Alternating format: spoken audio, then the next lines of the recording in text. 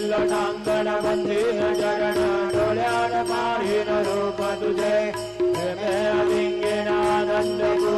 भावे वाढीन मणे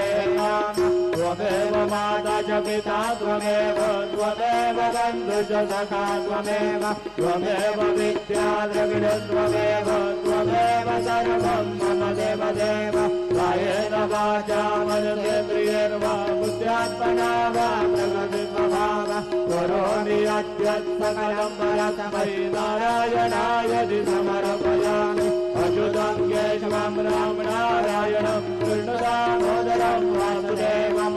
श्रीधरं माधवं गोपिकावल्लभं जानकी नायकं रामचन्द्रं जय हरे राम